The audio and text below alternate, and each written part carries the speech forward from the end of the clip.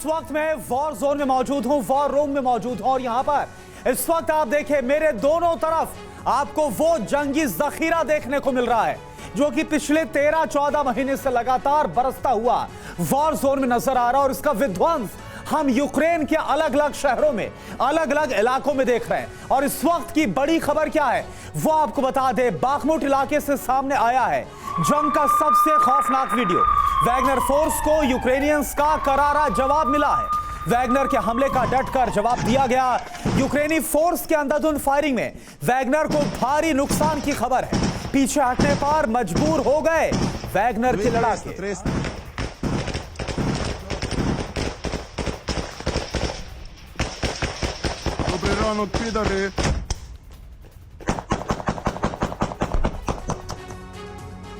तो ये देखिए जंग के मैदान से आया ये सबसे नया वीडियो है जो हमने आपके सामने रखा। दरअसल हो क्या रहा है, बाखमुत में वैगनर फोर्सेस ने जबरदस्त बमबारी की है।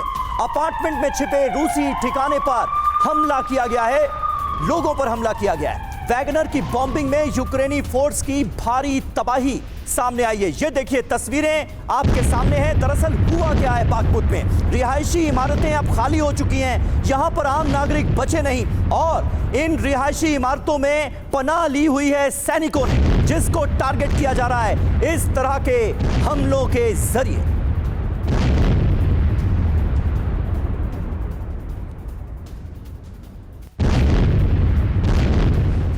और एक और बड़ी खबर यह है कि बाखमुत से पुतिन की परेशानी बढ़ने वाली है। उसी से जुड़ी ये बड़ी खबर है। 4 लाख सैनिकों के साथ पलटवार की तैयारी में है यूक्रेन। वैगनर चीफ को यूक्रेन से बड़े काउंटर अटैक का खौफ है। दुश्मन को कम आंकने के हो सकते हैं गंभीर नतीजे, येवगेनी की तरफ से ये कहा गया है।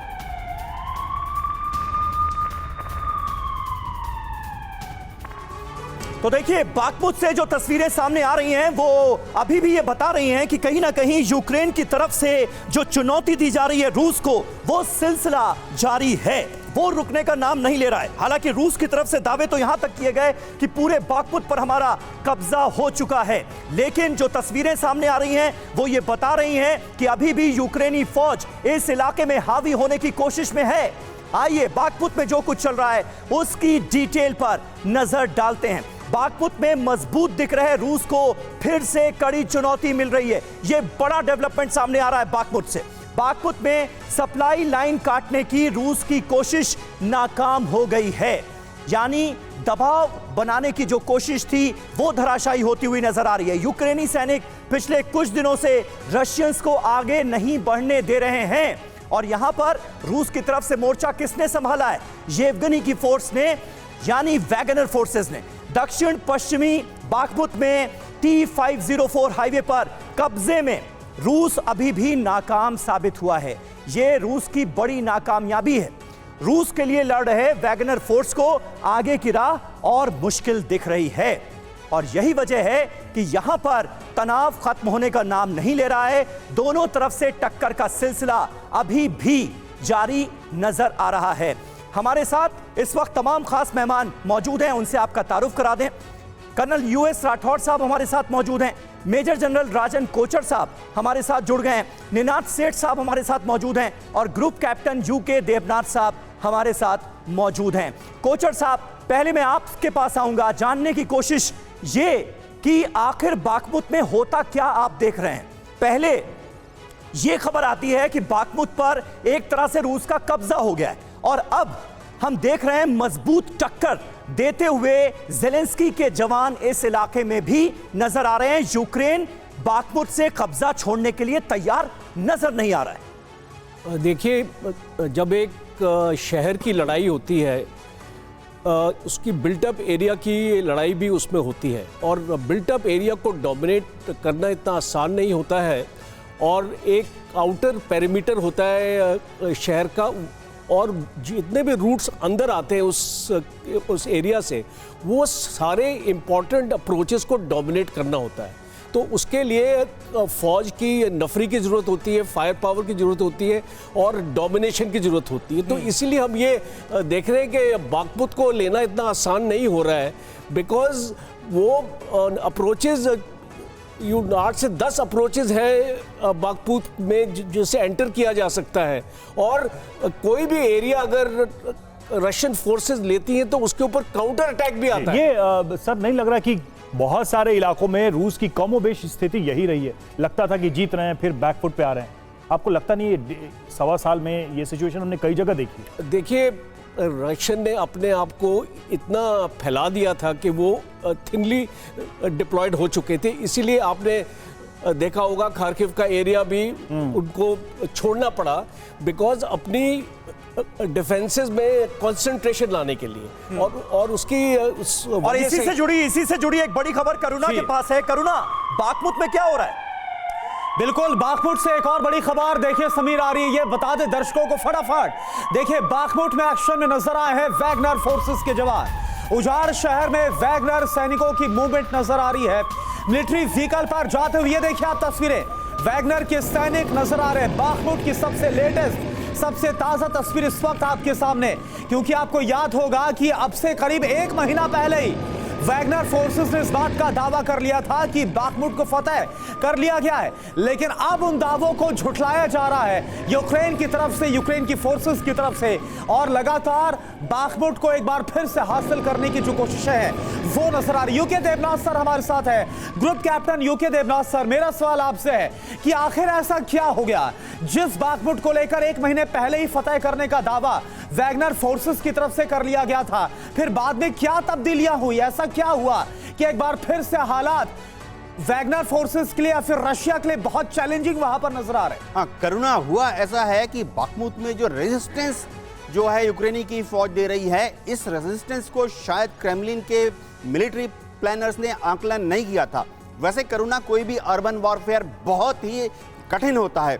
जो अटैकिंग फोर्सेस होती हैं उनके पास बड़े हथियार होते हैं, और जो डिफेंडिंग फोर्सेस होती हैं उनके पास छोटे हथियार होने से भी डिफेंडिंग जो फोर्सेस हैं 2-4 लोग एक बिल्डिंग के पीछे, एक खिड़की के पीछे छुप जाते हैं और आने वाले टैंक को बहुत क्लोज रेंज से एंगेज कर लेते हैं।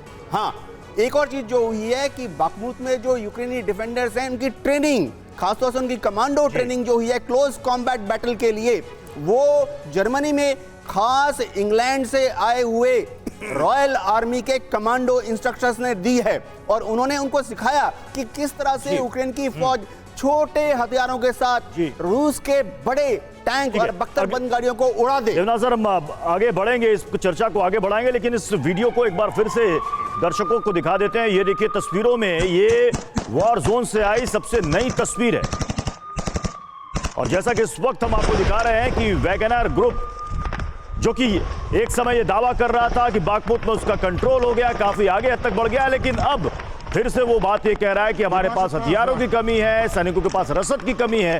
तो ऐसे हालत में रूस और वैगनर लड़ाके मिलकर क्या यूक्रेन को फतेह करने का जो सपना देख रहे हैं पूरा हो पाएगा क्या?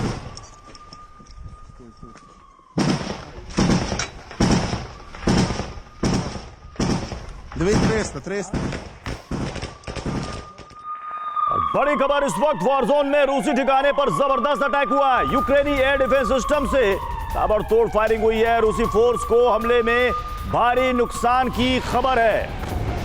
ये देखिए, वॉर जोन से ये बड़ी खबर आ रही है, रूसी ठिकाने पर ये बड़ी तबाही की तस्वीर।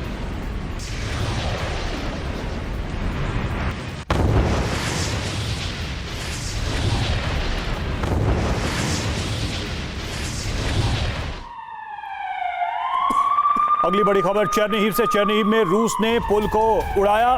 केच 29 TD मिसाइल के हमले से यह पुल ध्वस्त हुआ है। पुल नष्ट होने से यूक्रेनी ऑपरेशन को भारी नुकसान हुआ है। ये तस्वीर आप देखिए किस तरीके से इस ब्रिज को उड़ाया है, और ये अपने आप में युद्ध की विनाशक विध्वंसक तस्वीरों में से एक है। ये पूरा ब्रिज जो स्टैंडिंग था, ये एक धमाके के साथ उड़ जाता है।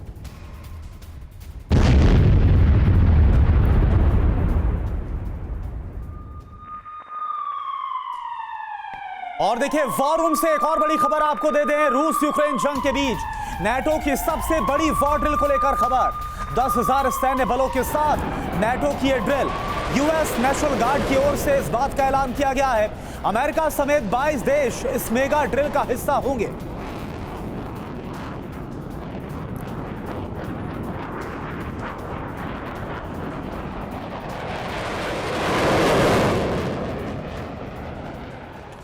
तो नाटो देश इस मेगा ड्रिल का हिस्सा होंगे और नाटो के साथ रूस का किस तरीके से 36 का आंकड़ा है यह दुनिया को अच्छी तरीके से पता है। और ऐसे में अगर यह मेगा ड्रिल होता है तो क्या होगा आगे, रूस का रिएक्शन क्या होता है, यह देखने वाली बात होगी। हालांकि आपको बता दें कि यह मेगा ड्रिल अभी नहीं, तकरीबन 2 महीने के बाद होने वाली है, इसीलिए इसे कहा जा रहा है जून जलजला, क्योंकि अभी अप्रैल का महीना चल रहा है, यानी कि वॉर अभी और आगे तक जाने वाली है। आइए नाटो की इस मेगा ड्रिल से जुड़ी पूरी अपडेट पहले आपको दिखाते हैं।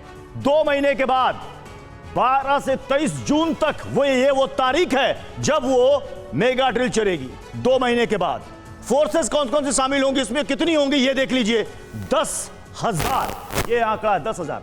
लोकेशन क्या होगा, यानी किस जगह पर होगी mega drill, NATO eastern frontier, यानी कि नाटो देशों की जो सीमाएं लगती हैं वहां पर अमेरिका समेत 22 देश इसका हिस्सा होंगे। एयरक्राफ्ट कितने होंगे, 23 कैटेगरी की, 23 अलग अलग कैटेगरी के एयरक्राफ्ट इसमें शामिल होंगे और इसमें जो फाइटर प्लेन होंगे वो 220 होंगे। इससे आप अंदाजा लगा सकते हैं कितनी बड़ी मेगा ड्रिल होने वाली है। फोकस क्या होगा, रूस के सीमा से लगा हुआ ये पूरा नाटो देशों का इलाका। इतिहास में अब तक कितनी बड़ी ड्रिल कभी नहीं हुई है और टारगेट क्या है, एयर पावर को परखना कि हम कितने मजबूत हैं। पहले शक्ति प्रदर्शन और उसके बाद फिर सीधे सीधे आर पार का एक्शन होगा। अब आपको जल्दी से यह भी हम आपको दिखाएंगे कि आखिर आगे रूस इस पर किस तरीके से रिएक्ट करेगा। हमारे साथ तमाम मेहमान बने हुए हैं। निनाद सेठ सर, हालांकि यह मेगा ड्रिल 2 महीने के बाद होगी, लेकिन जो हमने देखा इस वक्त, जो दर्शकों को हमने दिखाया कि इसमें कितने देश शामिल हो रहे हैं और कहा जा रहा है कि इतिहास का सबसे बड़ा मेगा ड्रिल, रूस का क्या रिएक्शन होगा, ये तो रूस को उकसाएगा। बिल्कुल, और इसका मकसद भी यही है कि रूस को अपनी जगह दिखाई जाए। देखिए, एयर पावर में अमेरिका और नेटो का कोई जवाब नहीं है। उनके जो F-22s हैं, F-35s हैं, एवैक्स हैं, उनकी एयर सुपीरियरिटी और टेक्नोलॉजिकल सुपीरियरिटी रशियन नंबर्स को बिल्कुल ज़ीरो कर देती है मेरे ख्याल से। तो इसमें 3 चीज़ें हैं। पहला है कि जैसे आपने कहा कि कभी भी जब आप इतनी बड़ी ड्रिल करते हैं तो उसको बड़ी आराम से ट्रांसलेट किया जा सकता है वॉर में। दूसरा है कि रशिया को यह पता लगाना कि उनके लिए कोई फ्री पास नहीं है, नेटो ने अब उन्हें एनसर्कल कर लिया है, स्पेशली जब से फिनलैंड आया है। लेकिन एक चीज बताइए कि मैक्सिमम थ्रेट देने के बावजूद रूस के द्वारा नाटो रुक क्यों नहीं रहा? मतलब ये मेगा ड्रिल भी अपने आप में मैसेजिंग है कि तुम कुछ भी कहो, हम वही करेंगे जो हमने तय किया है। नहीं, मुझको लगता है दोनों तरफ से है और नेटो ये सिग्नल कर रही है कि एक तो हम साथ खड़े हैं। देखिए, रशिया का सबसे बड़ा होप ये है कि जर्मनी, फ्रांस वगैरह में जो लोग हैं वो कहे कि हम वॉर से थक गए हैं। वो अभी तक नहीं हुआ है, वो हो सकता था लेकिन हुआ नहीं है। तो नेटो ये सिग्नल कर रहा है, पर इसमें इन सब चीजों में हमें जर्मनी में तो बहुत हद तक हुआ भी जर्मनी में लोग सड़कों पर निकल आए और जो जबरदस्त एनर्जी संकट वहां पर पैदा हुआ, उसके खिलाफ लोगों ने विरोध की आवाज बुलंद की।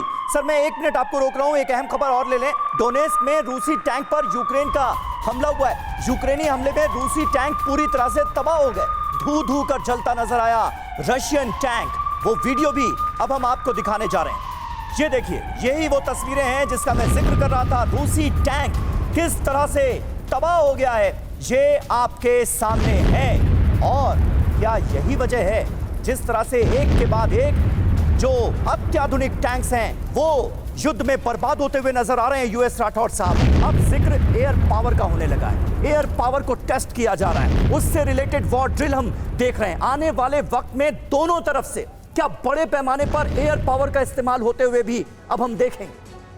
देखिए, टैक्टिकल बैटल एरिया में 3rd डायमेंशन का जो इंट्रोडक्शन हुआ है इस वॉर में जी, और लॉइटरिंग अम्युनिशन से और आर्म्ड ड्रोन से, उससे जो ग्राउंड की फोर्सेस हैं, टैंक हैं, एपीसीज हैं, उनके ऊपर बड़ा असर पड़ा है। आज कोई भी टैंक सुरक्षित नहीं है बैटल एरिया में बिकॉज ऑफ लॉइटरिंग अम्युनिशन। ऊपर में वो ड्रोन उड़ता रहता है, वो टारगेट भी आइडेंटिफाई कर लेता है, वहां से वो एक मिसाइल बन जाता है।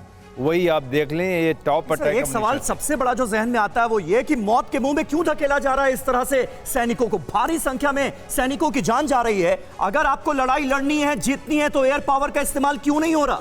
एयर पावर का इस्तेमाल इसलिए नहीं हो पा रहा है कि समीकरण बदल गए हैं।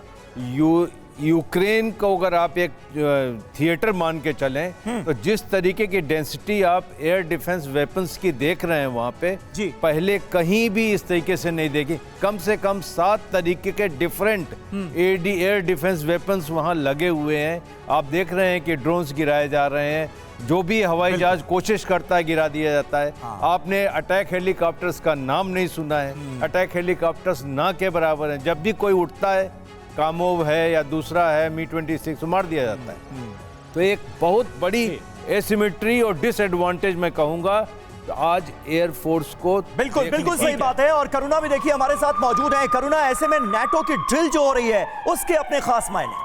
बिल्कुल, और अभी जो यूएस राठौर सर बोल रहे थे, तमाम समीकरण बदलते नजर आ रहे हैं। अब देखिए नाटो की ड्रिल पर पूरी दुनिया की नजर है। ड्रिल के लिए सैन्य तैनाती के साथ बढ़ सकता है और ज्यादा तनाव। 2 महीने के बाद होने वाली ड्रिल पर पुतिन की खास नजर है। जून में रूस की सीमा पर नाटो की ऐतिहासिक ड्रिल, क्योंकि रूस की एकदम सीमा पर आकर नाटो के 22 देश युद्धाभ्यास करने वाले। बिल्कुल, देखिए ये जो ड्रिल होनी है इसको लेकर कई तरह की आशंकाएं तो व्यक्त की ही जा रही हैं कि क्या इससे रूस और आक्रामक हो सकता है, क्योंकि कुल मिलाकर इतना तय है कि रूस को, पुतिन को ये सीधे सीधे चैलेंज देने की बात है। बिल्कुल बॉर्डर पर आकर इतने बड़े लेवल पे ड्रिल करना, जो कि हम कह भी रहे हैं कि इतिहास में अपने आप में सबसे बड़ा नाटो ड्रिल है, तो ये सीधे तौर पर पुतिन को चैलेंज है।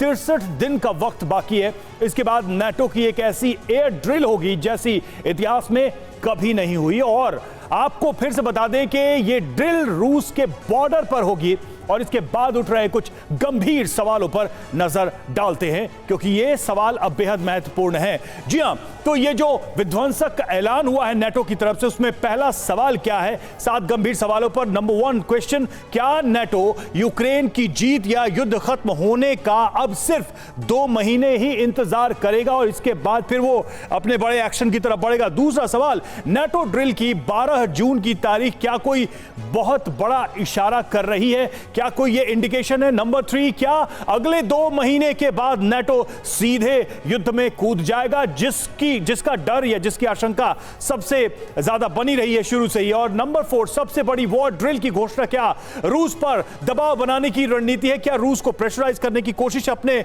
नंबर 5, अपने बॉर्डर पर इतनी बड़ी नाटो ड्रिल पर क्या रूस चुप बैठेगा? पुतिन का रिएक्शन क्या होगा? यह भी एक बड़ा सवाल है। नंबर 6, क्या आने वाले जून में महायुद्ध की तारीख फिक्स हो गई है? क्योंकि अगर ऐसा हो रहा है तो इसका मतलब कि जून वो महीना है जहां तापमान, टेंपरेचर सबसे हाई होगा। नंबर 7, आखिरी क्वेश्चन, क्या दुनिया के पास तबाही टालने के लिए सिर्फ और सिर्फ 2 महीने का वक्त है? यूके देवनाथ सर, क्या वाकई 2 महीने का वक्त है? रवि, जहां तक हमारी भारतीय इंटेलिजेंस एजेंसीज और दुनिया की दूसरी इंटेलिजेंस एजेंसीज हैं जो कि न्यूट्रल हैं, उनका ये आकलन है कि नेटो की ये जो एक्सरसाइज है एयर डिफेंस ओरिएंटेड है। यानी यूरोप के हर देश का अपना अलग अलग एयर डिफेंस आइडेंटिफिकेशन जोन है और नेटो का एक बृहद विहंगम एयर डिफेंस आइडेंटिफिकेशन जोन है।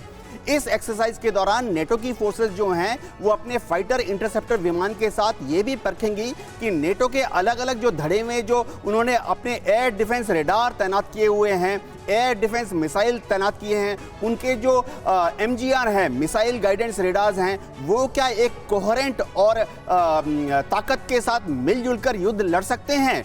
यानी ये चेक करना पड़ेगा कि उनकी ऑपरेटिंग फ्रीक्वेंसी सेम है क्या, वो जो कोड वर्ड इस्तेमाल करते हैं वो सेम है क्या, और खास तौर से नेटो की जो IFF है, आइडेंटिफाई फ्रेंड और फो, वो सिस्टम ठीक से काम कर रहा है कि नहीं? सर, इस वक्त एक और बड़ी खबर है, नाटो की ड्रिल में होंगे तमाम विध्वंसक एयरक्राफ्ट और एयर ड्रिल में दिखेगी अमेरिका और यूरोपीय ताकत। F सीरीज के कई अमेरिकी फाइटर ड्रिल का हिस्सा होंगे। विध्वंसक अटैक ड्रोन भी दिखाएंगे ड्रिल में अपनी पूरी ताकत।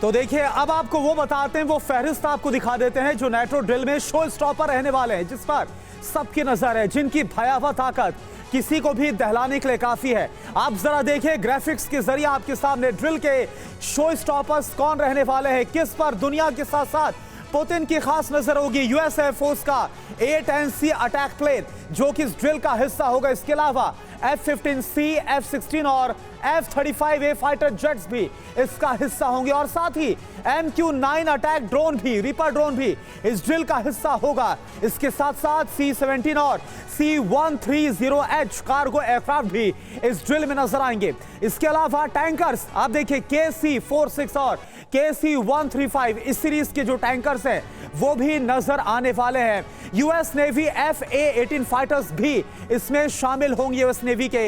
इसके अलावा E-3 airborne target trekking jets भी इसमें अपनी ताकत दिखाएंगे ड्रिल में और साथ ही जर्मन A-400 टैंकर्स भी अपनी ताकत, अपना शक्ति प्रदर्शन करते हुए नजर आएंगे। 12 से 23 जून तक नेटो की ये एयर ड्रिल होने वाली है। यूएस राठौर सर, मेरा सवाल आपसे है कि ये ड्रिल जाहिर सी बात है कि अपनी ताकत दिखानी है, क्यों इस ताकत टाइमिंग के लिहाज से रूस की सीमा पर ही क्यों? देखिए, टाइमिंग अहम इसलिए है, जून में रूस का बेलारूस में न्यूक्लियर डिप्लॉयमेंट लगभग हो चुका होगा। दूसरी चीज़ है, फिनलैंड को शामिल करने के बाद अभी तक फिनलैंड पे कोई शक्ति प्रदर्शन नेटो ने नहीं किया है। वो वही टाइम पड़ता है जबकि किसी न किसी पक्ष का, या तो यूक्रेन का या रूस का काउंटर ऑफेंसिव लैंड पे रिलीज किया जा चुका होगा। इस वक्त ये ड्रिल इसलिए इम्पॉर्टेंट है कि ये उनके एयर डिफेंस के जो वल्नरेबिलिटी है रशिया, उनको स्टडी करेगा। और एक चीज़ और बता दूं, हम सिर्फ यूक्रेन की एयर डिफेंस के बारे में जानते हैं। यूक्रेन के अलावा यूरोप में एक पैरेलल एयर डिफेंस सिस्टम और भी काम कर रहा है, उसको भी स्ट्रेंथन करना इसका मकसद होगा। और इसीलिए आप देख रहे हैं कि सारे फ्रंट लाइन एयरक्राफ्ट इसमें डाले जा रहे हैं। लेकिन ये कहना थोड़ा प्रीमेच्योर होगा कि इसी ड्रिल से वो रूस पे अटैक कर देंगे, ऐसा कभी होता नहीं है। अगर नेटो सोचता है कि उसने ऑफेंसिव रूस पे करना है, उससे पहले बड़े डिप्लोमेटिक इनिशिएटिव्स लिए जाएंगे और हिंट ड्रॉपिंग होगी। जी बिल्कुल। और देखिए, इस बीच एक अहम खबर, नाटो की पूर्वी सीमा पर भी बढ़ सकता है तनाव।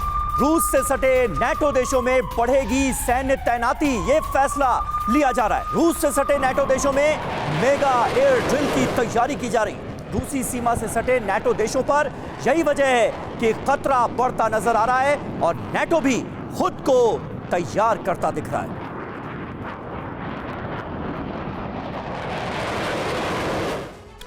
तो नेटो की ये ड्रिल कहां पर होने वाली है, किस सीमा पर होने वाली है, इसे भी समझिए। ये वॉर ड्रिल ईस्टर्न फ्लैंक पर होनी है। आइए अब आपको मैप पर इस इलाके को भी हम जल्दी से समझा देते हैं। ये देखिए, रूस की सीमा से लगे नाटो देशों में दरअसल में ये पूरी ड्रिल हो रही है। अब ये देखिए, ये पूरे मैप को आप अगर मैप ये देखिए मैप को देखिए, ये जो नाटो देश है और ये देखिए रूस की सीमा है, ये रूस की सीमा है। और ये देखिए यहां पर यूक्रेन है, ये रशिया का पूरा इलाका, ये देखिए Finland, Estonia, Latvia, Sweden, Denmark, Norway, Germany, Poland. और ये देखिए जून में इतिहास की सबसे लंबी एयर ड्रिल इसे बताया जा रहा है। और ये हाल में नाटो में शामिल जो रूस से लगी सबसे लंबी सीमा जो होगी, वहां पर सबसे ज्यादा ये ड्रिल होगी। रूस से लगी सीमाएं जो हम आपको दिखा रहे हैं। एस्टोनिया, ये एस्टोनिया वही है जिसने कहा कि हम F-16 देंगे। अमेरिका ने मना कर दिया था कि, लेकिन एस्टोनिया ने कहा कि हम F-16 यूक्रेन को देंगे। रूस और बेलारूस दोनों से लगी सीमाएं भी इसमें होगी। अब आप समझ सकते हैं कि रूस को किस तरीके से ये वॉर ड्रिल जो है वो भड़काने वाला है। बेलारूस से लगी इसमें सीमा शामिल होगी। सबको पता है कि बेलारूस का इस्तेमाल किस तरीके से रूस कर रहा है अपने लिए, यूक्रेन को तबाह करने के लिए। अब ये देखिए पोलैंड, ये वो कंट्रीज हैं जो लगातार यूक्रेन की खुलकर आकर मदद कर रहे हैं। और अगली बड़ी खबर आपके सामने, कॉम्बैट ऑपरेशन की प्रैक्टिस कर रही है रूसी आर्मी। जंगलों में close face to face war की प्रैक्टिस, ऑटोमेटिक असॉल्ट राइफल से गोलीबारी करते दिखे रूसी जवान। टैंक ब्रिगेड और पैदल सैनिकों की जॉइंट ट्रेनिंग है। तस्वीरें देखिए आप।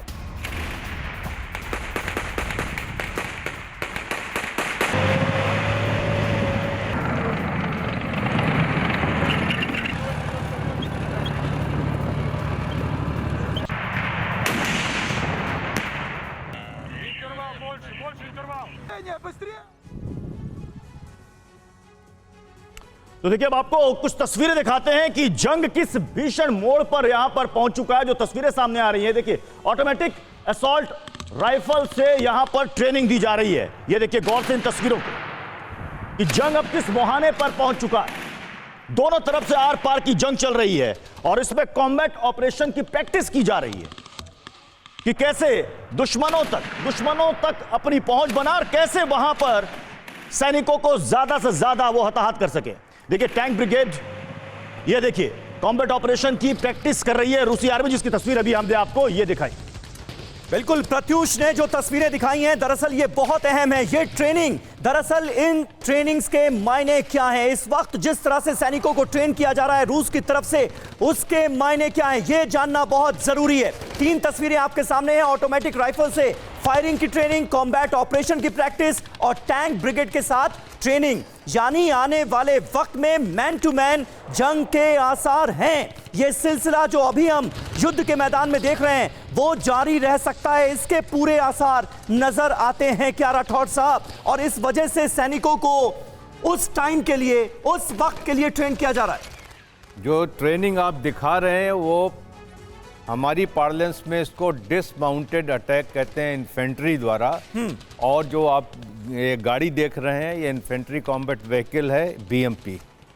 ये चीज़ जो ट्रेनिंग का हिस्सा है वो रशियन काउंटर अटैक टेम्पलेट में कहीं ना कहीं फिट होती है कि अगर जिस तरीके से अगर रशियन काउंटर अटैक आएगा तो टैंकों के साथ ये लोग चलेंगे और जहाँ पे दुश्मन की उनको डिफेंसेस मिलेंगी उसको कैसे रिड्यूस करेंगे, उस तरीके की ट्रेनिंग यहाँ चल रही है। और ख़ास करके आप जगह देखें जो हो रही है सेमी फॉरेस्टेड एरिया, ठीक है, जो कि वो सदर्न यूक्रेन में बहुत इनकाउंटर कर रहे हैं, साउथ ऑफ क्रेमिना, ठीक है, ये बिल्कुल गुलेदर में ये सिचुएशन इसलिए भी है क्योंकि रूस को समझ में आ रहा है कि जो क्लोज कॉम्बैट है जितने भी जगहों पे है वो बहुत लंबा चल रहा है, तो ऐसे में ऐसी ट्रेनिंग की उनको जरूरत है।